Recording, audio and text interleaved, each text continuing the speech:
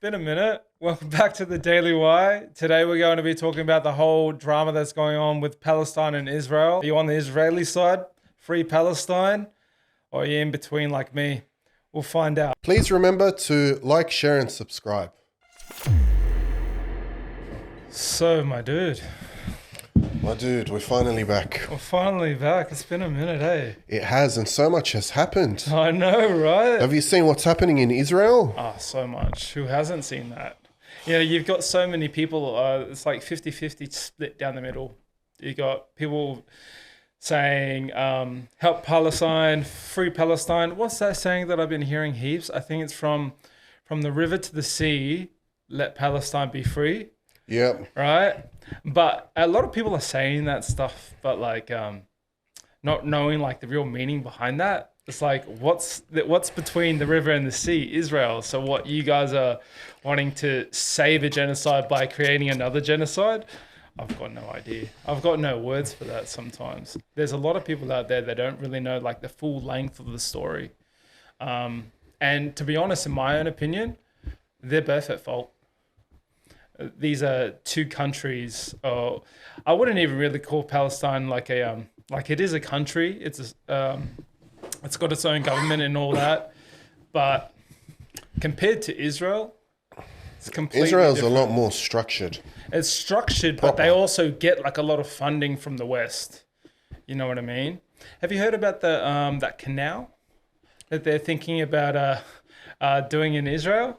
Yeah, running from Saudi Arabia, I think. Is that the one? It's running from the Dead Sea into the The entire Middle East, I'm pretty sure. yeah, it runs right through it. So it starts like just north of the Gaza Strip, like very, very fucking close. And it runs all the way through. And because it's more of like a rocky land, they're thinking that they can create two-way, which means, you know, you've got two ships going down each way.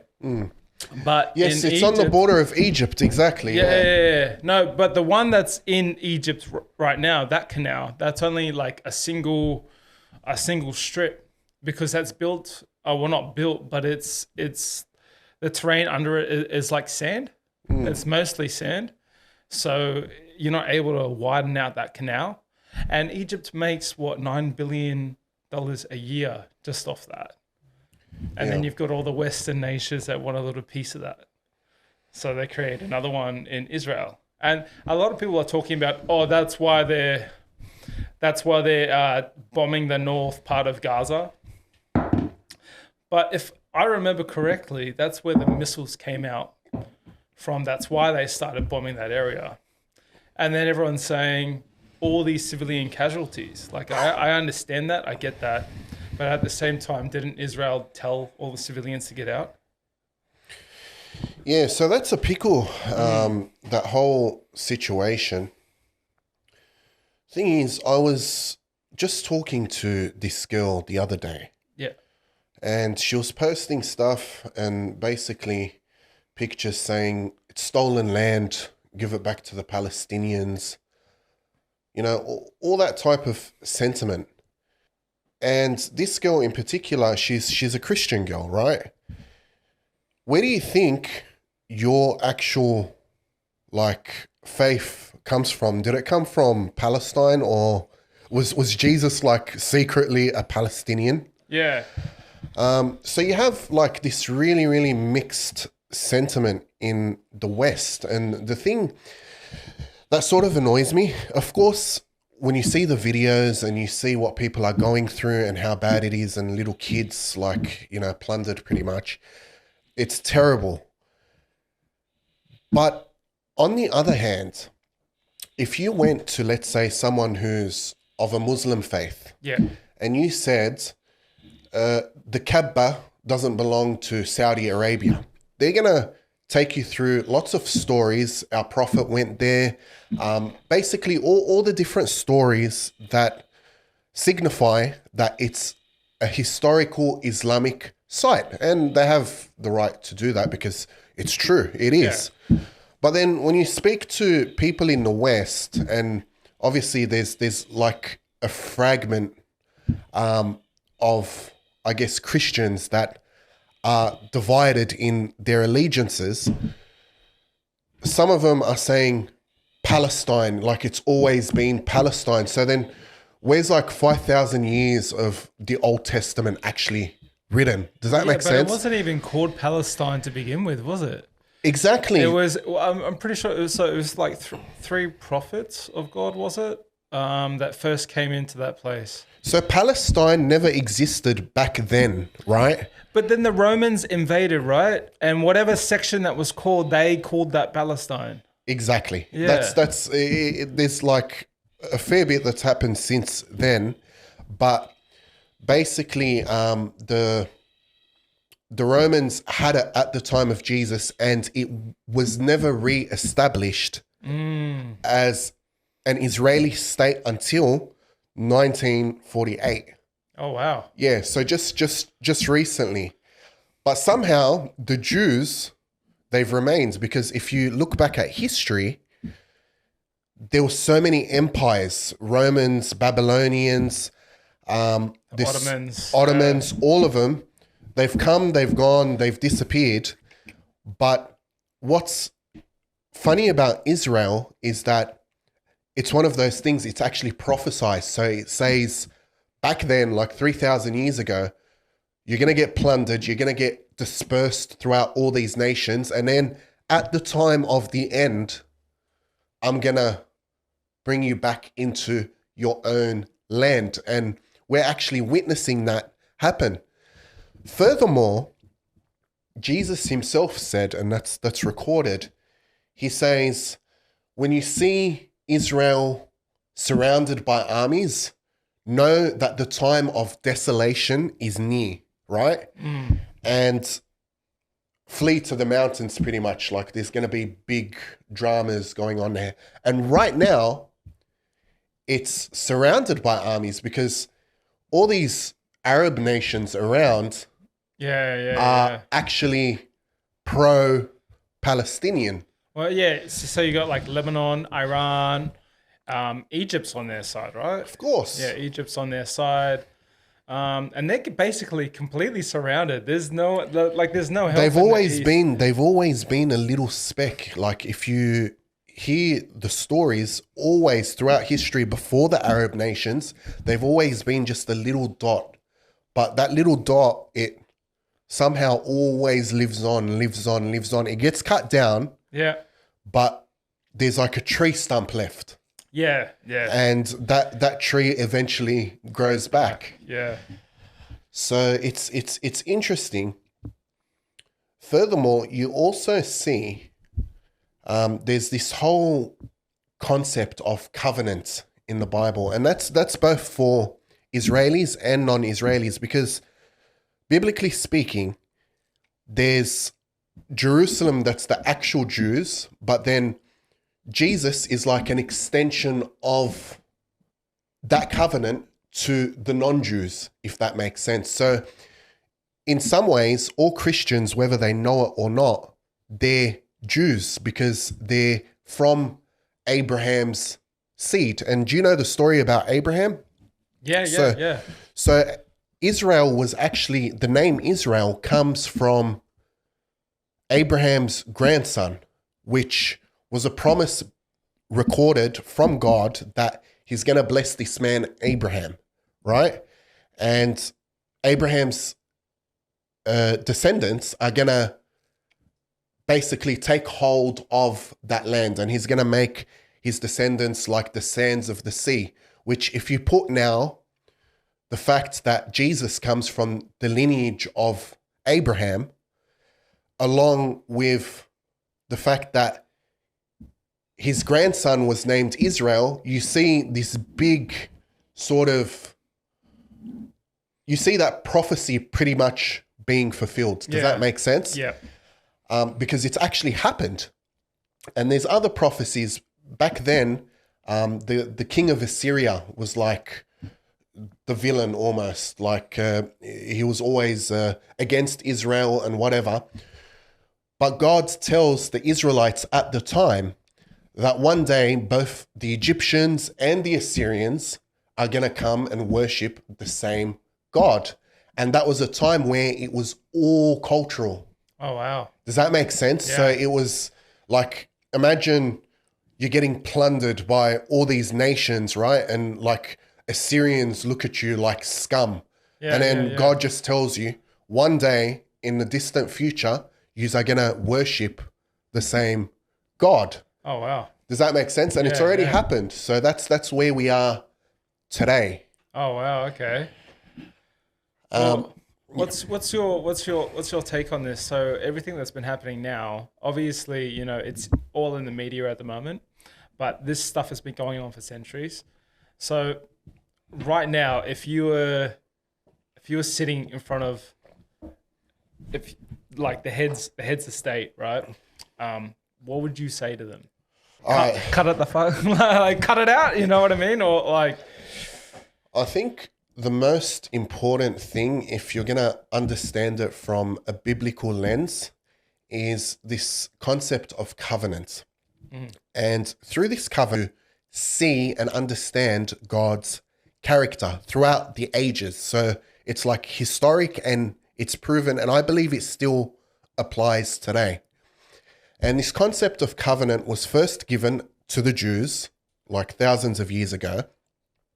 And basically, whenever they would bless God and they would worship God and they would align with God and hold on to that covenant, God would bless them. He'd make them more powerful than their enemies. He'd protect them.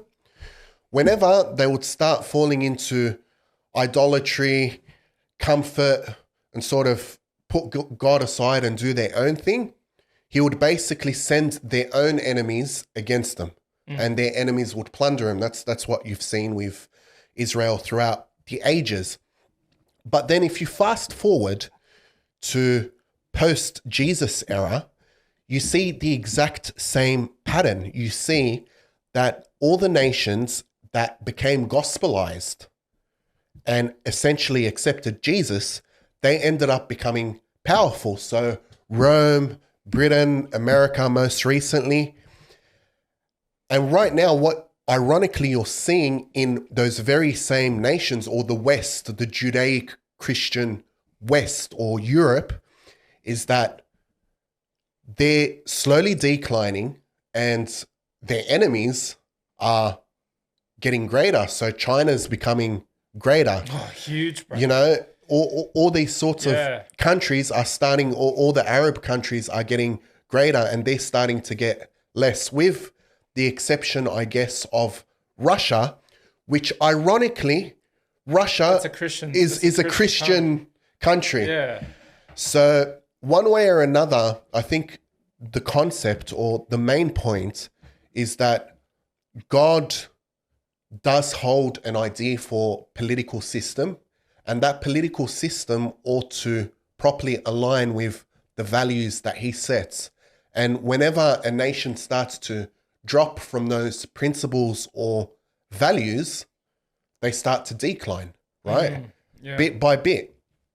And ironically about America, there's this certain nation, obviously I don't know whether it's America or not, or whether it's symbolic of many different things, but this certain nation, written in Revelation 16 to 18, and it's described as the greatest nation at the time of the end. Like it stretches through all the other nations. It's a precedent of culture, of the world's culture. But anyway, the way he describes it, he says, she sits enthroned a queen and says, I am no widow.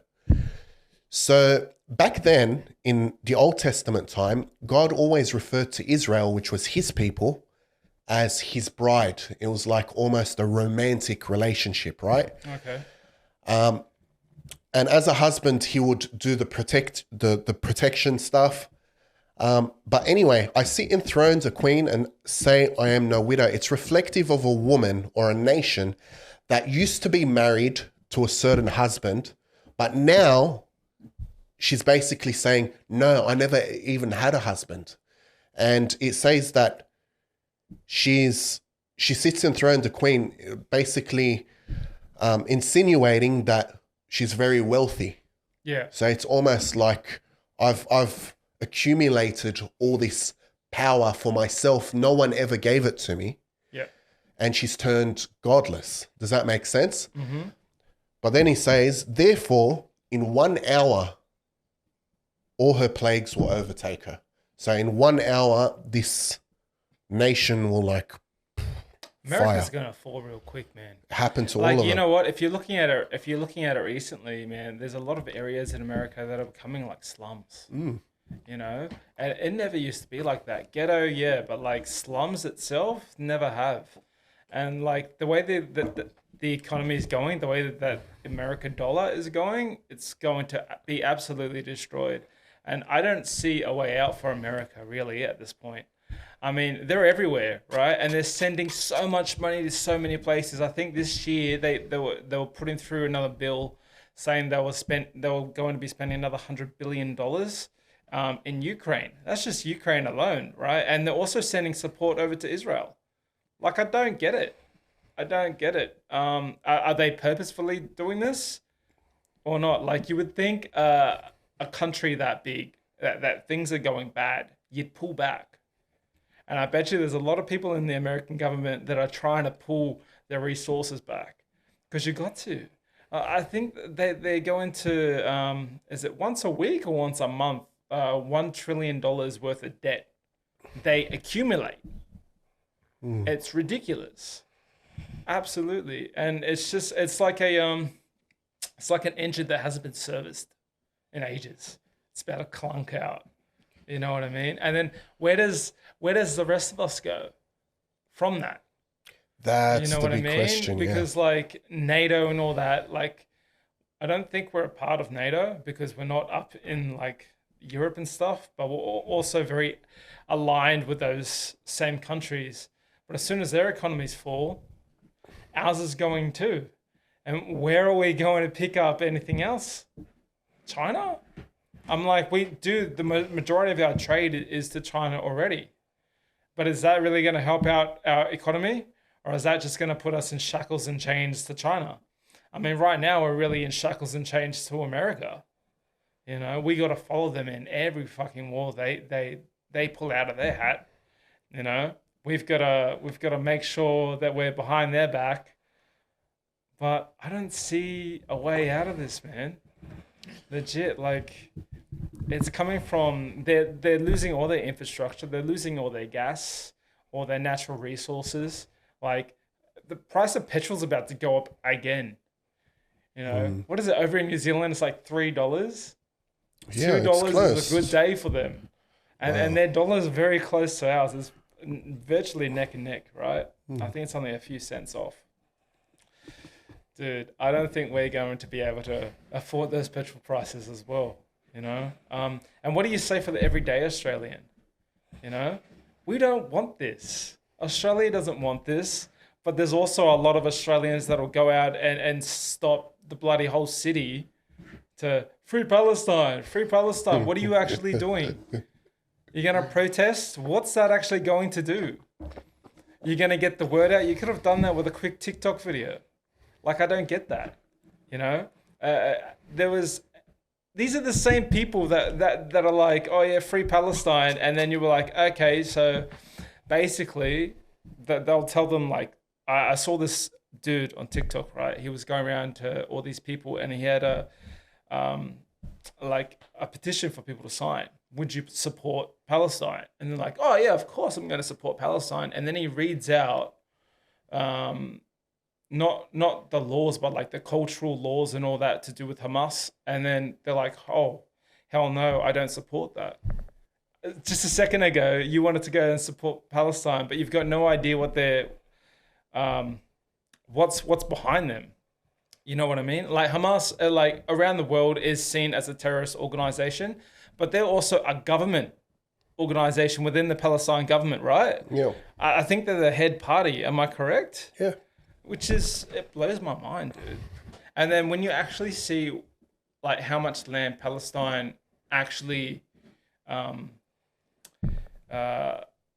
much land the Palestine actually controls, it's not much. Like that Gaza Strip, that's all Palestine. But then when you see on the maps that everyone's showing you, oh, this is Palestine and this is Israel, half of that up there is land that's controlled by Israel and Palestine, not just Palestine. And then there's other areas around there that are controlled by mixed Arabs, so not exactly the Palestine government. And I've been seeing for years that the Palestinians are like second-class citizens, which is very true, man, over there. Especially when they go to court, I think they've got like a 90% conviction rate. If you're a Palestinian. I've been to both Israel and Palestine. Basically what it is, there's like a line. You walk past the line and you're in Palestine. You walk the other side of the line, there's Israel. But what's funny is I was speaking to my barber the other day. He's Iranian, he's Muslim, right? Okay. And he was telling me soon the Mahdi coming. I said, what's a Mahdi? And he goes, he's the ruler that we've been waiting for, prophesized in the Quran. And with him comes Isa, which is their version of Jesus. And basically, when these two leaders come to the Islamic world, which you do see the Islamic world now in uproar, waiting for something, they basically unify that whole territory in alignment with a certain political agenda. And I think that political agenda is what we call New World Order. Oh, okay. Because Jews, Judaic Jews, the ones that don't believe in Jesus, because that's what Judaism is. It's just all the prophecies without Jesus. Yeah. What they're waiting for is a savior that's going to come and restore Israel as a superpower, right? So in some ways, they're waiting for Jesus. They basically already are. Yeah. Have you seen the size of their army? It's insane. Yeah, but they're waiting for this guy to rule from Israel. That's completely different story. Oh, okay. And basically, they're still waiting for Jesus because the Jesus of Nazareth 2,000 years ago wasn't their Jesus. Yeah. So they're waiting for Jesus. The Islamic people are waiting for both Jesus and their own leader, but their version of Jesus, which is just the prophet. Yeah. It ties in with the biblical revelation as well. Two leaders coming to establish a peace treaty in that region at a certain time in history. They've tried to come to the table so many times before. This guy is going to be the only guy that's actually able to bring everyone to the table and secure it. Well, so no one's allowed to do it except for him. Because I've got no idea how someone is going to, like, I get the Israelis, they might be able to take a fucking step back. Sorry for swearing. But the Palestinians, I've got no idea how they're going to change their minds. It's either that or, you know how many times the UN or something like that has tried to make them like a one country and it just doesn't work? This guy's gonna have some magic. This specific guy. It's either that or he comes up from the Palestinian side, and because he's from the Palestinian side, they're more likely to sway with whatever he says. You know what I mean? Good. But when he does come, he's a bastard. Just remember that. He's a bastard. Before he even comes, he's a bastard. Right? Oh. Because this guy, he's basically going to establish a peace treaty for 7 years in that region. And then halfway through, 3.5 years through, he's just going to start killing everyone. Right? And he's basically described as a master of intrigue that's powered by Satan, because Satan has to mimic Christ. He has to come as a savior, like a counterfeit savior. It's almost like, you know, if you have a real Rolex versus a fake Rolex, he's the fake Rolex, but he has to look almost like an imitation of the real thing. Does that make sense? Yeah. So, yeah. I mean, like, we're gonna see how this plays out. Like, there's so many ways that it could play out. I'm just not too sure, man. I'm like, there's always so many speculations on why these types of wars are happening, and there's always shit going on behind the back doors. You know what I mean? I mean, again, like, to do with like everyone's talking about how they want to create that extra strip for the shipping lanes.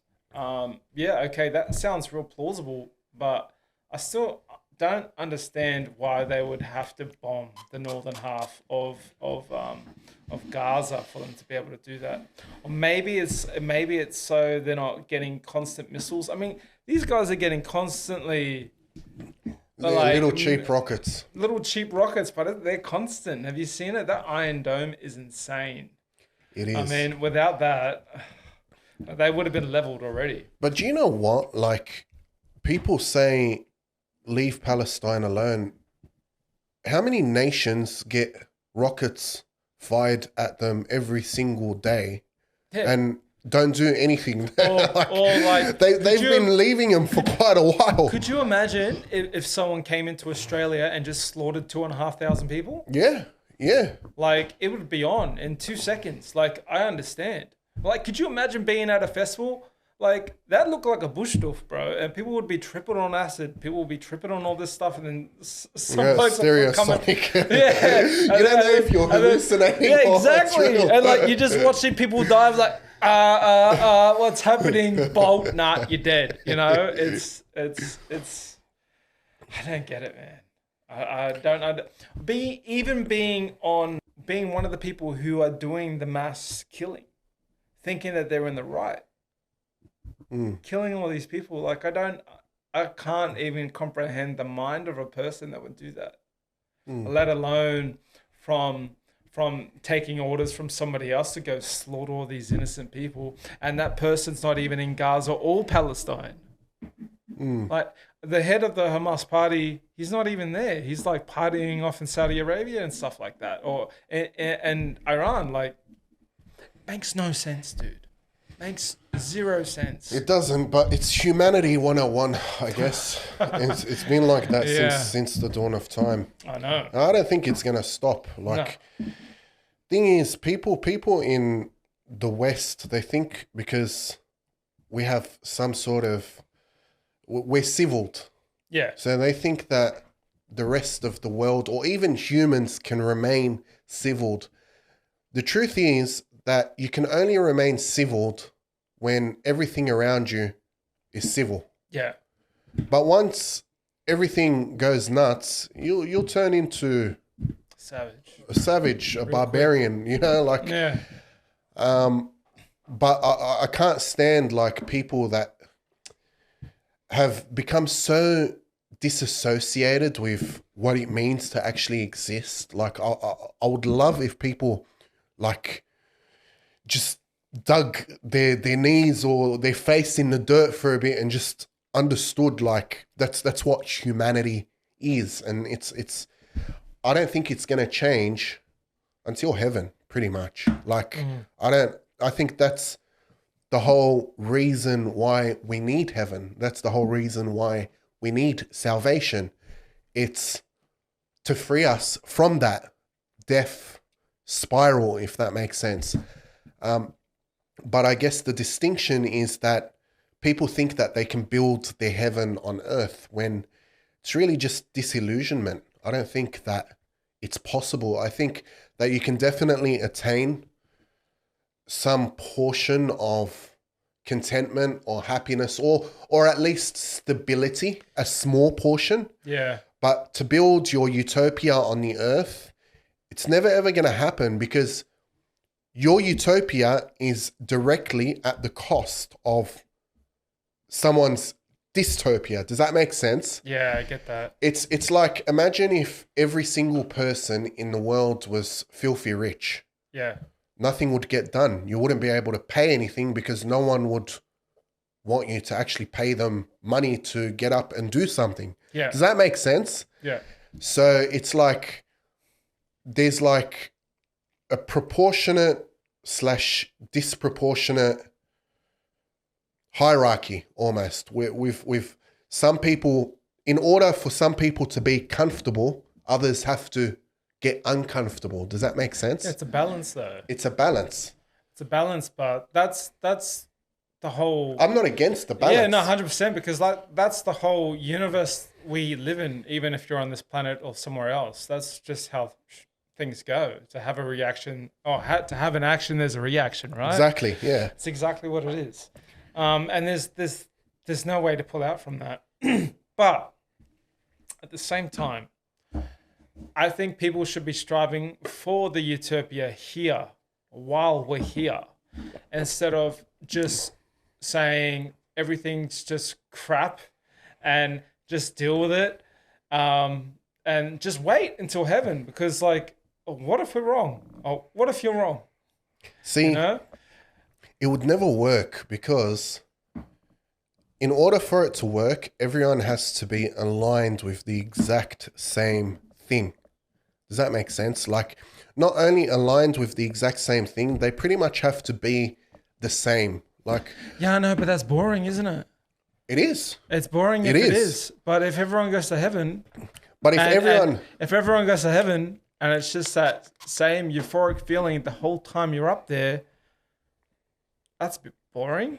yeah, but that's not what I'm saying. What I'm saying is, for it to happen here, then you would need everyone aligned with the same thing and pretty much the same. Let me give you an example. If let's say I had a partner, right? Yeah. We're aligned with the same thing, so we both share common values, and our essence is good in common with each other, right?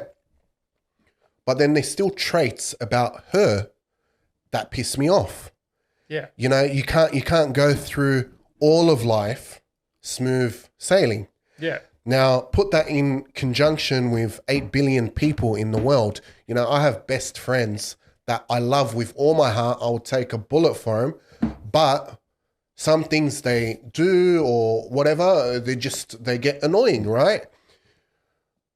No one can have 8 billion best friends to, I guess, endure their crap for them. Does that make sense? Yeah. But in conjunction with society, it's basically impossible, because not only people are not ever going to be aligned with the exact same thing, you can have big groups of people aligned with the same thing. And I believe that if, let's say, there's a group of people that are aligned with God, with Christ, with the Bible, I believe that His Spirit flows in the midst of that group and thus brings harmony, right? And order. Yeah, but like at the same time, God itself, right? God would be streaming from everybody. There's so many different parts to God. So even if the guy who's coming to come kill you, that's still an essence part of God, right? Because God is not all loving. He is all loving, but to be all loving, he needs to be all evil. And to be all evil, he needs to know. Is the word. But you get what I mean? Like, as there's a balance here on earth, there is a balance with the maker himself. Yeah. And he would have to have the balance of both evil and good. So doesn't matter if people are coming together and his essence is streaming out from them. That's why everything's like nice. You know, there's different parts in the world where they're not Christian. They've got nothing to do with God, but like it works like harmony. So God does have that balance that you're talking about, but it's wrath and grace. So exactly like you said, if you love someone, then you're going to be a lot angrier at them if they basically, screw you around or treat you as second best. I believe that God is exactly the same in that context. And I believe even a lot of people, they don't actually get that interpersonally, because people, they want God to be a genie, as though Well, a lot of people think of him as a genie. I mean, I did once, when I first went on this little journey, especially as a child and then growing up in the Christian world. I thought he was if I pray to him, He'll give you whatever you want. He better answer me. And if he doesn't, he doesn't exist. But the truth is, he's very interpersonal. So whilst salvation is given for free, and that's love, because that's not something, that's first of all the most important thing. It's not given for free though, is it? It is given for free.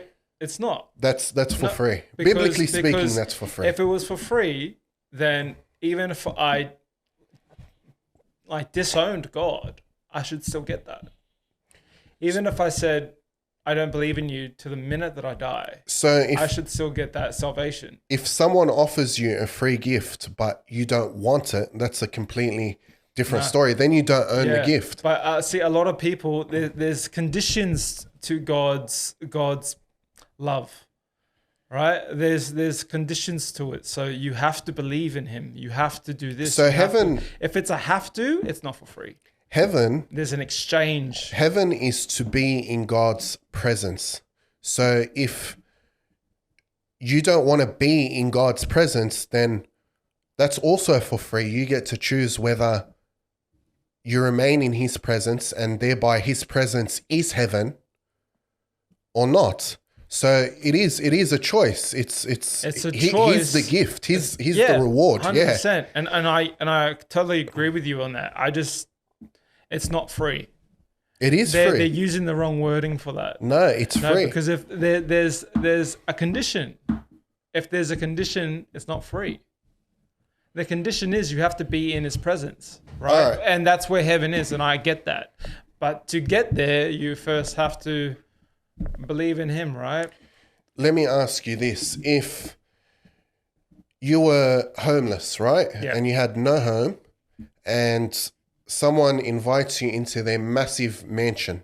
Yep. They say, stay in the mansion and you're going to have a home forever. Stay as much as you want. And then you tell them, no, I don't want to stay in your mansion. Yep. It's for free and it's an option. You can either choose to go stay in the mansion and receive it.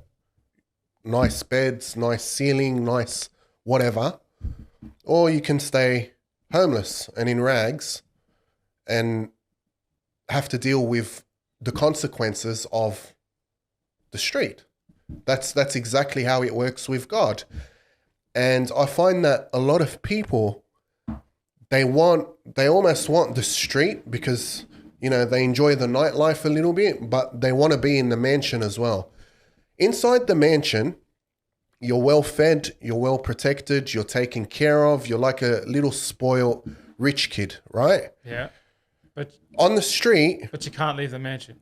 On the street... Yeah. You complain that, people that walk by spit at you, touch you, molest you, whatever. You can only choose one of the two. Yes, you have to stay in the mansion. Of course you have to, because leaving the mansion...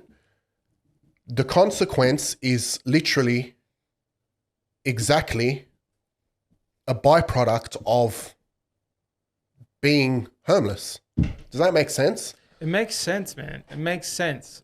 But if it was truly for free... It is for free. It's not. But you have to stay in the actual... There's a thing coming through. You can stay in my mansion, you can have everything you want, right? But you have to stay here for that to happen. Yeah. Right? Cool. I completely lost where I was going with that. I actually had something really good with that, eh? Basically, it's cause and consequence. So, do you know what? In some way, you're right. Because as humans, we're limited. In some ways, right? I stick with the gift is free, but I will say this, right? There are consequences to leaving the mansion, and those consequences are the way that creation is made, right? So the way that creation is made is that you choose God, and when you don't choose God, by default, you slip into the other side. So that's just the way it circles. But for God to have that, right? he'd be able to make you not slip out of that, right? He can, but why would Like, he? why wouldn't he? Why would he? Why wouldn't he? If But that's the whole If- thing. if- If he can legit come down and just go whoa, and there goes all the bad crap and all the bad stuff. if right? I made humans yeah, and I created them to have a specific design, and that design is to not only glorify me, but to be aligned in a certain way. And I made them. They're mine. Like, I literally made them. And then I went out of my way to show them that I genuinely love each and every single one. So I came and I suffered for them to show them that I love them and I want them to be with me. And then they reject all of that and they want something else. They want to go flirt with my enemies, pretty much. My spiritual enemies. They take all the good things I give them and then they go spend it almost like a form of whore. Like imagine I had a partner. yeah, And she's got access to everything that I have. And then she goes and splurges my money and everything that I've given her on other men. yeah, I'm going to get jealous, right? Yeah, of I'm going to course. get angry. Yeah, of course. She'd be lucky if I don't chop her head off, right? Whoa! No. Whoa! But really, Yeah, that's the way. If I picked a girl up from the street, I gave her the best life, Yeah. and she went and she funded my enemies, let's say whatever, my rivals. Yeah. She's going to have pretty serious troubles, like in terms of her own existence. And that's the exact same way that God relates to his people. He says, You know what? I'm just sitting here thinking about it, right? If I was God and I made everyone, I'd tell them I loved them too. you'd what? Sorry? If I made everyone, right, and I was God, I would tell them I love them too. Good. But I don't. You don't love them. I'm just sitting here playing games. You know why? Because he created his own worst enemy and he knew it was going to happen. But I bet ya he sits in a corner and they bet against each other who can get what. You know what? And that and I'm pretty sure in the Bible, don't quote me on like the actual line, the verse, like the story, but I'm pretty sure he's made bets with the devil before with his own, like what was that guy's name? Job. Yeah. Right? He killed his whole family, didn't he? So He took his kids, didn't he? yeah. Yeah. That did happen. Yeah, for shits and gigs. So it's not for shits and gigs, because the Because think about it, bro. So If they're like ants, right? If they're like ants, yeah, and I want you guys to do this certain thing. Oh, you're not going to do that. Okay, I'm going to put in some consequences if you don't do that, right? It's like a kid, yeah. But at the same time, if they're my children, I don't go over to the pedophile and create a bet with them. You reckon you could get him? You reckon you could get him? So definitely, It's the same thing. like at the that- end of that it story, would be you forget to mention Yeah. that God blessed Job with not only double what he had before, but he extended his actual life. So Did he give his kids back? he gave him new kids, right? He So didn't give him his kids back. existentially, I'm going to take the ones you love and I'm going to Existentially- replace them with someone else. And then I'm going to Existential- extend your life so you can remember the hell I put you through. Job knew Yeah. what his actual existence was. He knew that all men are destined to die anyway. Yep. And he knew how much of a speck he is as like his actual existence. If you put it in that context and then you put into context eternity, right? Eternity as a whole, Yeah. that this life is pretty much fragmented. It's not great anyway, but God is the one who holds the key to eternity. And in that eternity, God has blessed his people with, the Bible says that his people will judge angels. So whatever's going on top, this game that you're referring to, he gives his people a place over all the entities and everything that's we can't see as of current. So he gives us the best seat that's with Christ for our troubles. So if you put it into context that way, and then you get more in tune with your own existence and what God is offering versus, you know, what Satan's trying to do, and you put into context as well that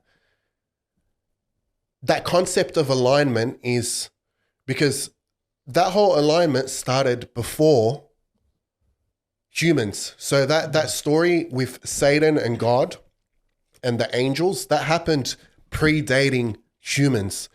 Humans were created and then they fell into the middle ground where they get to choose. But his design for humans, especially the humans that choose right, is to be above angels, and that's actually what the Bible says. So to be honest, it's a very, very little trouble if you have a look at it in the right context. But the irony is, we were talking before about this whole the way everything's wired, right? Mm-hmm. The irony is, with the way everything's wired, God's win is both a win on earth and it's a win in heaven. So to choose the losing side, it's like, it's unfortunate. Yeah, you know, if I was Satan, I'd have massive daddy issues too. Legit. Like, you think it, right? He was the right-hand side of God, his dad, his father, right? He has a big argument with him. He gets kicked out of home. And then your dad has new kids and gives those kids everything. It's like being the eldest and then being kicked out of home, and then having like, you know, you've got the kids of your siblings. You know what I mean? They come in and they get absolutely everything. Or that part of your parents' life where they've actually got fucking money. You know, you had to go through the whole poor cycle and everything else like that. God damn, man! If I was an angel, I would hate humanity. It sucks, but that whole dynamic that this being God has created is mental. He's created it's mental. And you know what? He by a click of his fingers, he could reset, but he doesn't. He just lets it get more fucked. Yeah, but how do you know it's not just a training ground for higher things? Like, how do you know that being born and then turning into an adult and then passing away and your spirit goes up and it's recreated in the image of God, how do you know that that's not the system of complete evolution? Well, this is how I've always said it, right? I've always said it that we are ourselves God.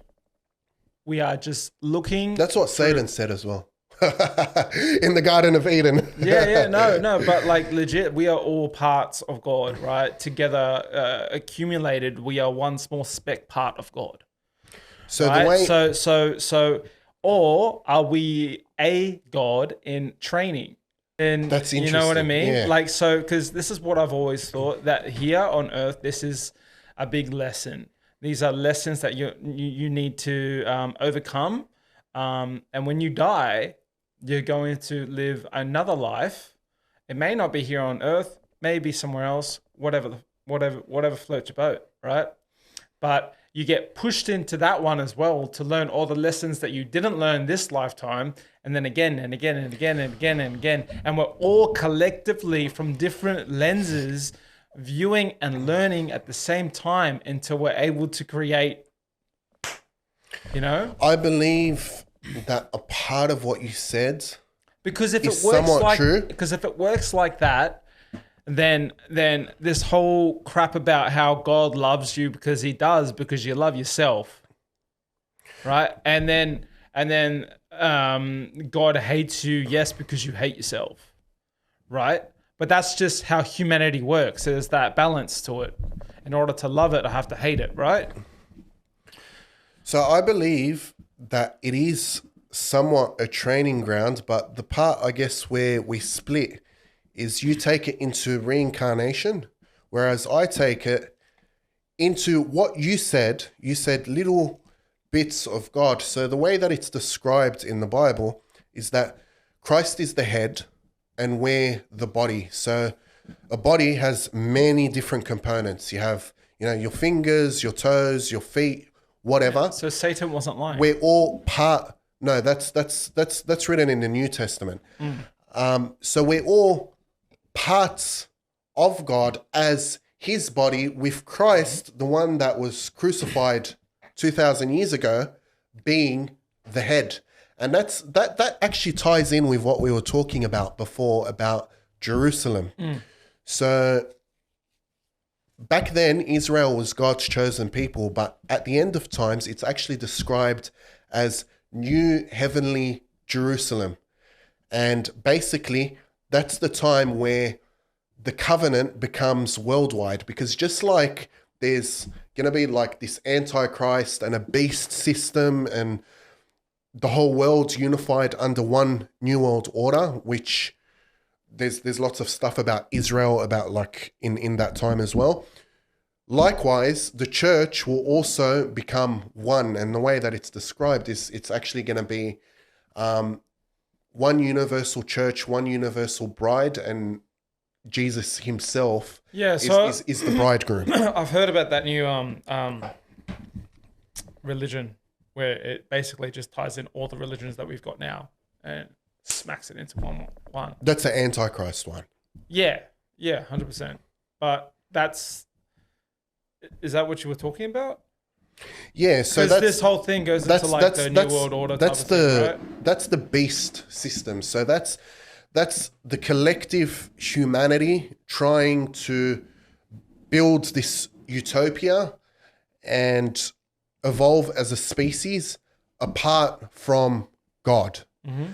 But again, by default, if you do it's apart from God and you do it based on humanism, it becomes 666. So it's under the umbrella of the devil, because like we said before, if you come out of the mansion, your king's mansion, you're by default in like, the other zone. Does that make sense? Yeah. So, yeah, that's... Yeah, dude. Well... how are we going for time? Well... 6 minutes. Like I've been saying this whole time, it's going to be real hard for someone to change my mind on this. But I think he's up there playing games with us. If it's the envision of God that you see. But the thing is, games, when you describe games, you're talking poker, right? You're sitting at a casino, you're playing your chances. Yeah. But if you could see every single card on each player, yep, then you've already won the game. You know exactly what to play and how to win. So, exactly. So by essence, it's not a game anymore. Then why doesn't he just like fuck off the devil? Because he does things on his own terms, not yours or not anyone else's. But he knows what you're going to pick. It's like. But you still pick though. But there's no real choice there. If I knew that you're about to walk into a ditch, because I see a ditch right in front of you and I see you walking in that direction. Yeah. And I said, Jaron, please stop walking into the ditch. The way that I see God. And then I tried to nudge you. I gave you a slap. Stop walking forward. You're gonna walk into a ditch. Yeah. You say, don't touch me. Yeah. Bro, stop. You're going to fall and you're going to die. Yeah. Fuck off. All right. Enjoy the ditch. This is the way that I see God viewing us, right? So I see God viewing us from like a multiverse theory type of thing. Yeah. And to him, or to it, because I don't think it's got a gender. He's always referred to as he. never as she. That's cultural. Never as anything else. And then you've But got anyway. she. Then he makes women the ones who give life. So what is he? He is 50-50. He's not even girl or male. You know, he doesn't have a gender. Let's not get gender shit on God anyway. What was I going with this? It was actually going to be real multiverse theory. All right. So from that aspect, he's seeing us make every possible choice that we could ever make all at the same time, and at the same time, he's seeing the future, past, and present all at once. Right. Yep. So even though he knows that if there's multiple choices, which that's what I like, that this universe that you're in now, doesn't matter what choice you make, you can do it, correct? But I don't think he's watching us from a singular point, if that makes any sense. Because the way that people talk about God a lot, they're always talking about him viewing us right now and what we're doing, and he knows exactly what you're going to do. Can I ask from the get-go, right? And that's, if he knows what you're going to do from the get-go. Can I ask you a question though? Yeah. All right, we can think of it really, really complex, right? Yeah. We can think he sees things from all these different angles and etc. Mm-hmm. Or we can think of it very, very simply, just as simple as our square, limited minds can think of it. Do you have a choice right now to choose whether to flow with God or whether to flow in the opposite direction? Do you have that choice right now? Yes. So then why are we brain screwing ourselves? Everyone has a choice with whatever limited capacity that we have. You're getting that choice right now. Yeah, but I'm saying, for example, Job, why F with a bloke if he knew that he was going to stay true the whole time? Do you know what's funny about humans? And this is the whole self-pity thing, because I meet so many different people and they always tell me, you know, why did God allow this or why did he allow that, you know? And some of them, they've had horrendous pasts, right? Some of them have been hurt by the church. Some of them have, you know, in many different ways. But what it always comes down to is they're stuck in one moment in time. Yeah. And the thing is, whether you talk to someone who believes in God or not, always there's two types of different people. There's the one that sits down and complains, woe is me, and they go stagnant. Yeah. Because of everything that's happened to them. And there's the one who flows forward. So there's like this preacher, and I always use her as a really good example. Her name's Joyce Meyer. She had a horrendous past. Like, she used to get raped by her dad. Sounds really familiar, right? Joyce Meyer. She's pretty popular. Yeah. She used to get raped by her dad. She had all these really bad stuff that you wouldn't want to happen for anyone. Now she uses that as a platform to reach out to other people going through the same thing, and thereby what she sows into the world is actually quite positive, right? Whereas you have someone else who also had a terrible past, and they want to dwell in that forever, and they end up living in this same corner their whole life, the same corner of mind or soul, so to speak, and then they die and it becomes a waste. So definitely working through, you know, your scars and your wounds and all of that, that's very important, and you ought to take time to do that.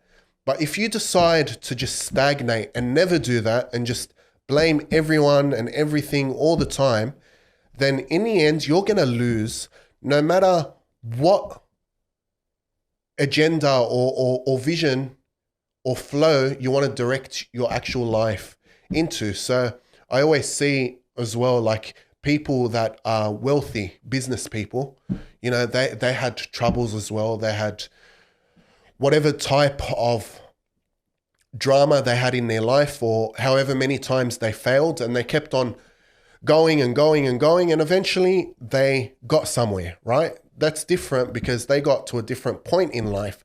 But the point is, if they were to stagnate and, you know, this person took that from me and this happened and my son hates me and this and that and my parents never gave me shit, then they're not going to get anywhere either. It's the exact same thing with God. So why are people so strong when it comes to fighting for their own survival, but they won't be strong fighting for a higher, what's basically higher purpose, higher everything, right? Yeah. And it's the same thing again in a marriage, you know, partners conflict. So if two people are married at 20 or 25 and they have an argument, one takes an offense at the other, and then imagine they live till 30, 35, 40, and they're still referring back to what happened 15 years ago. I remember when you said this and blah, blah, blah, and this happened and whatever. 45, 50, they're still referring to the same thing. Well, the marriage, it's, first of all, it's not going to make it that long. That's the majority of the people on our planet, right? They just keep living in that past and they don't keep pushing forward. And it's so sad because it blocks your mind in a really small square. It really does. But like at the same time, I think, you know, because you see it as like, is the first time you're here and last time you're here, right? And I see it like you're here all the time, or not here, but you're going to be coming back. So for me, with those people, I'm like, it's all right. You might get it next time. But you know, you never know. You never know. A lot of the people that, you know, keep pushing forward and stuff like that. Tremendous stories, man. Like the amount of stories that can come out of like where they've come from to where they are now. Even people who come from other countries and they were a kid and, you know, and they've just hustled their whole fucking time. And they're cracker now, which is great. Absolutely fantastic for them. But yeah.